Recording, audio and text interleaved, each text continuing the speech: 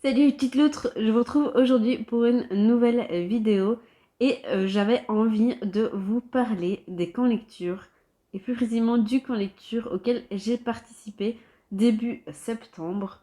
Donc en fait au départ je voulais faire cette vidéo sous forme de vlog et puis je me suis rendu compte que c'était pas super approprié, j'ai pas pris énormément de vidéos, j'ai pas pris énormément de photos durant le voyage parce que j'ai vraiment voulu profitez à fond. De toute façon, si vous voulez voir le vlog de cette semaine-là, je vous invite à aller voir celui d'Audrey de Le Souffle des mots qui était aussi présente et qui en a fait un et qui résume excessivement bien la semaine qu'on a passée. Mais moi, j'ai décidé de vous faire une vidéo pour vous en parler, pour vous expliquer mon ressenti, etc. Et si je conseillais ou non d'y aller. Et j'ai décidé de tourner ça plutôt dans ce format plutôt que de faire un vlog. Donc tout d'abord au niveau du prix, parce que je sais que c'est une question qui va arriver dans les commentaires, le prix ça m'a coûté 950 € pour la semaine en chambre triple, donc je dormais avec deux inconnus, mais c'était des lits simples, donc on dormait pas toutes dans le même lit je vais dire, mais on dormait chacune dans son lit, mais on partageait la chambre à trois avec Pauline et Claudia. J'ai payé 950 €, ce qui incluait la chambre, les activités et la nourriture, donc tout compris en fait.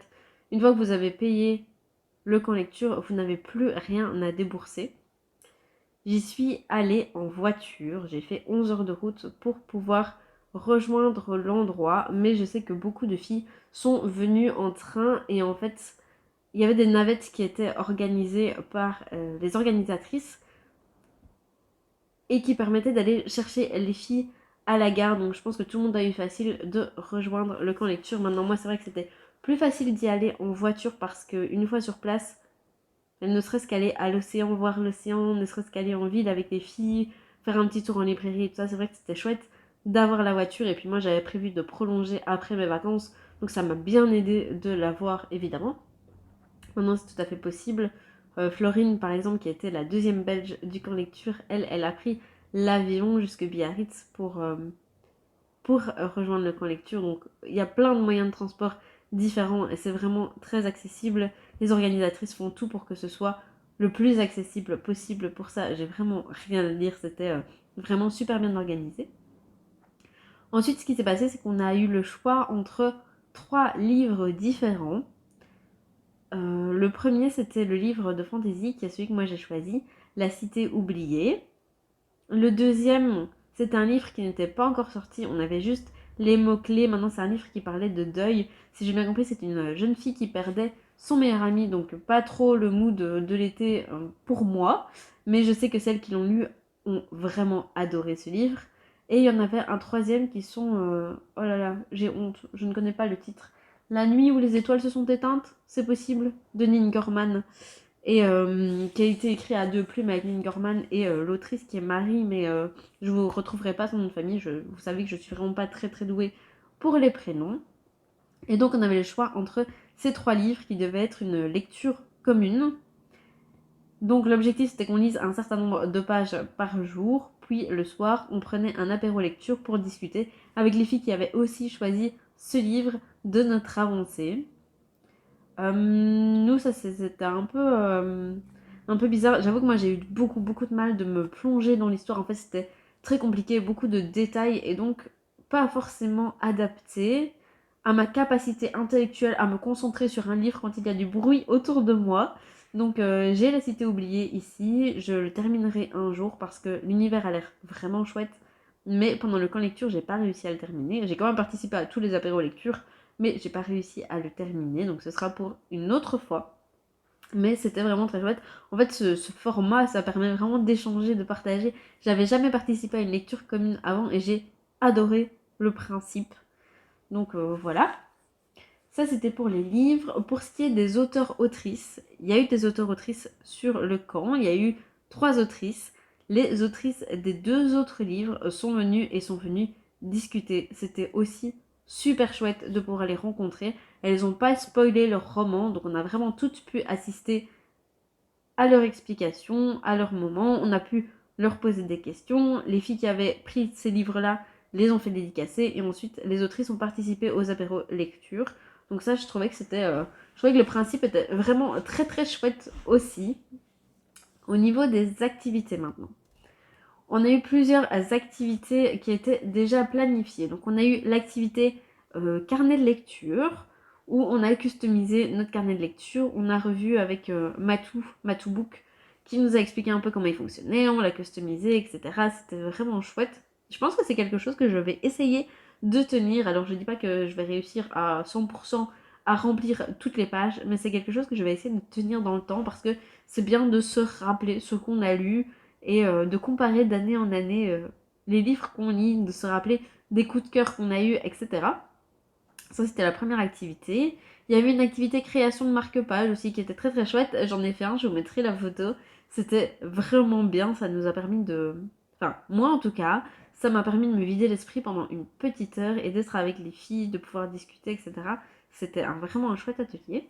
Il y a eu un atelier création de carnet qui a été animé par Ambre, auquel moi je n'ai pas participé parce que je ne suis pas super manuelle, mais par contre j'ai vu le résultat des autres filles et c'était vraiment littéralement magnifique. Elles ont vraiment fait leur carnet de A à Z, c'était super beau. Puis on a eu un atelier de journaling poétique avec Balkis qui était aussi incroyable. On a pleuré le premier jour où on l'a fait, on a pleuré. Le dernier jour où on l'a fait, on a pleuré aussi. C'était vraiment très très chouette de pouvoir découvrir un peu enfin, c'était décomplexant sur la poésie de pouvoir en écrire et de le lire si on le voulait devant tout le monde, etc. Moi, j'avoue que le premier jour, j'ai eu du mal, j'en ai pas lu du tout.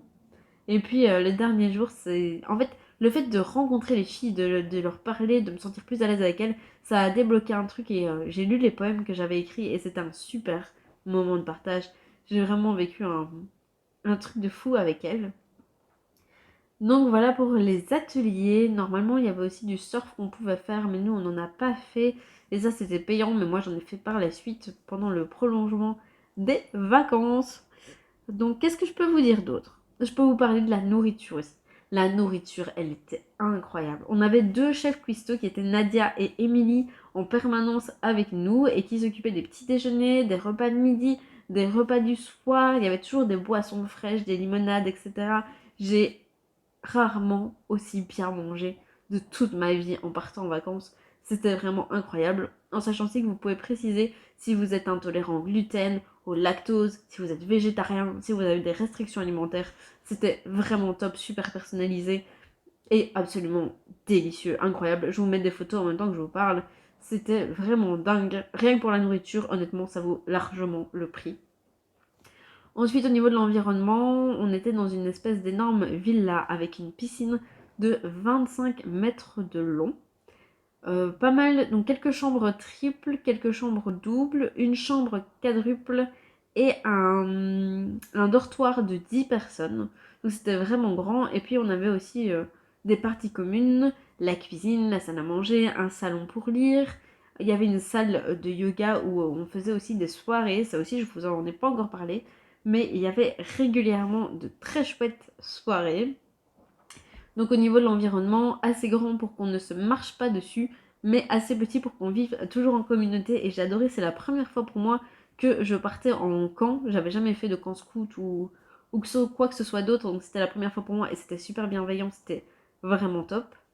Pour les soirées, on a eu plusieurs soirées qui étaient organisées. Donc on a eu une soirée où on a joué au jeu de vérité un mensonge, où on devait trouver, où les filles disaient à chaque fois 3 phrases et on devait trouver le mensonge pour apprendre à se connaître le premier soir.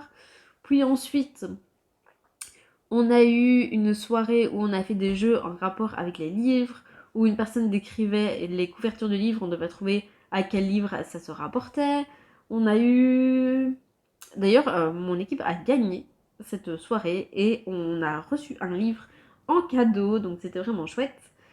On a aussi eu une soirée blind test, il y avait une soirée koh la soirée finale où évidemment on a fait la fête. Est-ce que j'ai oublié une soirée? J'ai l'impression d'avoir oublié une soirée, mais... En tout cas, le soir des activités était tout le temps organisé pour qu'on ne s'ennuie jamais. Moi j'avais pris des jeux de société, donc on a fait pas mal de jeux de société aussi. Vraiment, j'ai passé une des meilleures semaines de toute ma vie et j'ai fait des rencontres de dingue. Ici, j'attends que l'ouverture pour l'année prochaine soit effective pour pouvoir essayer de prendre ma place pour l'année prochaine. Mais vraiment, s'il y a une chose que je dois vous dire à propos des camps lecture, c'est si vous avez peur, si vous êtes inquiète, si vous pensez que vous n'allez pas vous intégrer, si vous pensez que vous n'allez pas vous faire de copines, si vous pensez que ce n'est pas fait pour vous, vous avez tort. Vous devez tester au moins une fois dans votre vie. Ça vaut vraiment la peine. Et au niveau du prix, personnellement, j'ai trouvé ça vraiment très raisonnable.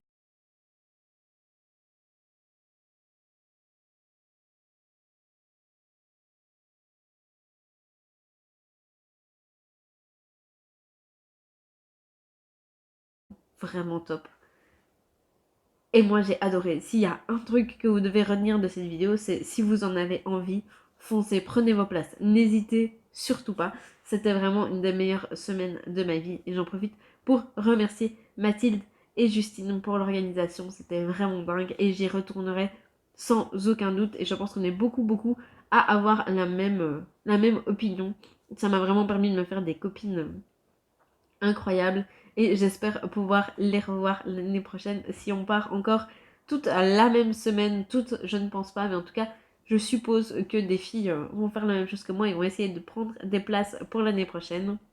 Donc voilà pour le bilan des camps lecture. Si vous jamais vous avez des questions, n'hésitez pas à me les poser en commentaire, ça me ferait super plaisir d'y répondre. Et si vous avez un avis aussi sur ces camps lecture, ça me ferait plaisir de l'entendre et de le découvrir. Si vous avez aimé la vidéo et si ça vous a intéressé,